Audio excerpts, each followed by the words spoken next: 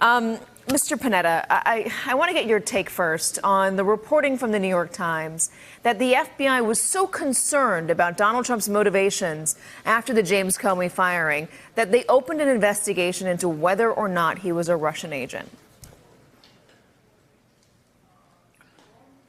Well, to a great extent, based on my experience, I'm not surprised that the FBI would raise that kind of investigation. Whether it was their criminal investigation or whether it was a counterintelligence investigation, I think there were legitimate questions that were raised by what the president did here, not only in the firing of Comey and the fact that he related that to the Russian investigation, but also the other factors involved. The Russian interference, obviously, in the election, the other statements that the president made with regards to Putin, with regards to investigations into these issues. It just raised questions that I think the FBI was obligated to look at in order to determine whether or not there was any basis here for concern about the president's relationship with Russia. Well, let me ask you this. In order to open a counterintelligence investigation into the president of the United States, presumably you have to do that on more than a hunch. What is the bar that's needed? How high do you have to clear it in order to do this? Well, it would not surprise me if the people at the Justice Department were made aware of that kind of investigation. And interestingly enough, they were Bush appointees, whether it was the Attorney General or whether it was the Deputy Attorney General. These were appointees by President Trump, and they would have been made aware of the fact that a counterintelligence investigation was going to be conducted on whether or not there was any relationship here between the Russians and the President of the United States, whether there was any basis of concern as to what influence the Russians had on the President of the United States, whether the President was just doing this because of his own approach to politics, or whether he was doing it at the behest of the Russians. Those are legitimate questions. I mean, this is what counterintelligence is all about. Counterintelligence investigation is conducted to make sure that the security of the United States is being protected. So it does not surprise me that the FBI would look into this situation. And it doesn't surprise me, obviously, that the Bob Mueller investigation is probably following up on that investigation as well. After Helsinki, that one-on-one meeting with President Trump and Vladimir Putin, you told Brian Williams that it was clear that Russia had something on him because of the way he behaved. If you were still head of the CIA and it was clear to you that the President of the United States was compromised in some way by Russia, what would you be doing?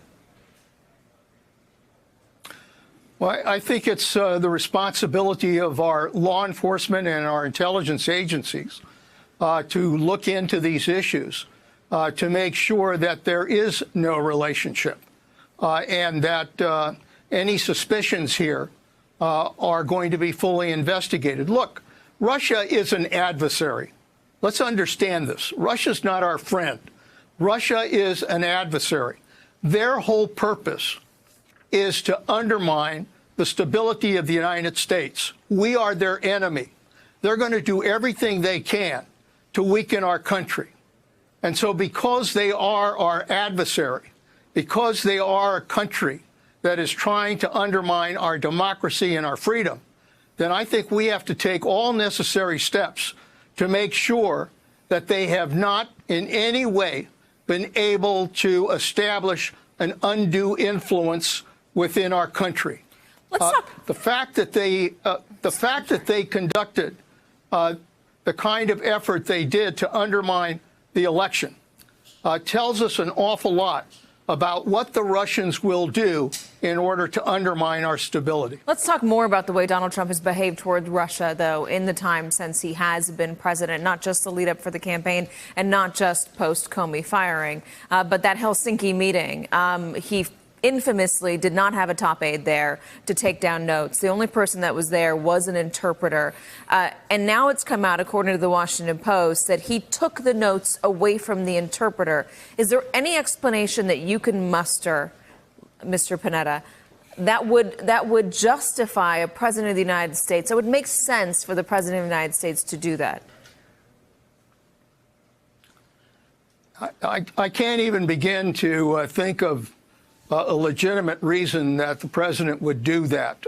Every president, certainly in my history in Washington, every president who's met with an adversary like Putin and Russia goes into that meeting usually with other responsible officials, whether it's the National Security Advisor, whether it's the Secretary of State, and certainly note takers who take notes with regards to that discussion, because they obviously want to share those notes in that conversation with other policymakers within the administration. They also want to share those notes with our allies so that they know what the president is talking to Putin about. In this instance, to have a situation where the president not only meets one-on-one, but also takes the notes of an interpreter so that there is no record with regards to that conversation, raises a number of serious questions that I don't think in any way can be justified for being destroyed. Hello, YouTubers. If you're watching this, it means you've checked out our channel, so thank you. Now do me a favor, subscribe by clicking on that button down there. Click on any of the videos to watch the latest interviews and highlights from MTP Daily and MSNBC. You can get more Meet the Press content every morning in the First Read newsletter. If you're tired of content that you don't know anything about where it came from, you don't have to have that problem with us.